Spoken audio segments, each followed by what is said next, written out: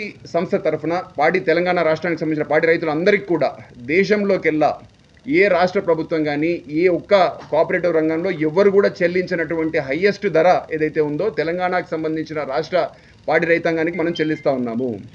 సుమారు ప్రతి లీటర్కి 41 రూపాయల నుంచి 42 రూపాయలు ప్రతి లీటర్కి ఆవు పాలకు మనము ధర చెల్లిస్తూ ఉన్నాం. బర్రెపాలకు మట్టుకు సుమారు 47 నుంచి 48 రూపాయల దాకా బర్రెపాలకు కూడా మనము ధర చెల్లిస్తూ ఉన్నాం. ధర బాగున్నందున మనకు పాల ఉత్పత్తి పెరిగింది, దాంతోపాటు పాల సరఫరా కూడా పెరిగింది. కాకపోతే అమ్మకాలు దానికి అనుగుణంగా పెరగలేదు.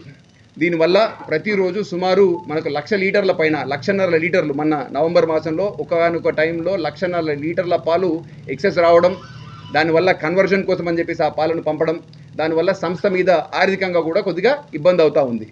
ఈ ఇబ్బందిని ముఖ్యమంత్రి గారి దృష్టికి తీసుకుపోవడం జరిగింది.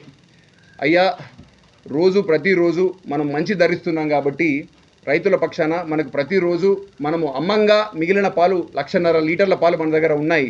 మరి వీటిని ఏం చేద్దాం? ఎందుకంటే దీనివల్ల సంస్థకు ఆర్థికంగా ప్రతిరోజు నష్టం జరుగుతూ ఉందని చెప్పేసి ముఖ్యమంత్రి గారి నోటీసు తీసుకుపోగానే ముఖ్యమంత్రి గారు ఒక జియో నెంబర్ 45 పాస్ చేయడం జరిగింది. ఈ జియో ఏం చెప్తుంది అంటే, రాష్ట్ర ప్రభుత్వం రంగంలో పనిచేస్తున్నటువంటి అనేక సంస్థలు కానీ, అంటే గురుకులాలు కానీ, హాస్టల్స్ కానీ, వెల్ఫేర్ స్కూల్స్ కానీ, ఏవైనా సరే ప్రభుత్వ ఎస్టాబ్లిష్మెంట్కి సంబంధించినంత వరకు ఎక్కడ పాల కన్సంప్షన్ ఉన్నా, ఎవరు పాలు వాడినా ప్రభుత్వ ఆధ్వర్యంలో నడుస్తున్న సంస్థలన్నీ కూడా విజయ డైరీకి సంబంధించిన పాలే కొనాలి అనే ఒక జియోని ప్రభుత్వం తీసుకురావడం జరిగింది. అది తీసుకురావడం వల్ల ప్రతిరోజు సుమారు మనకు 45,000 నుంచి 50,000 లీటర్ల వరకు పాల సేల్ అనేది పెరిగింది. దానివల్ల కొద్దిగా మన నష్టాలు తగ్గేదానికి అవకాశం వచ్చింది. అదేవిధంగా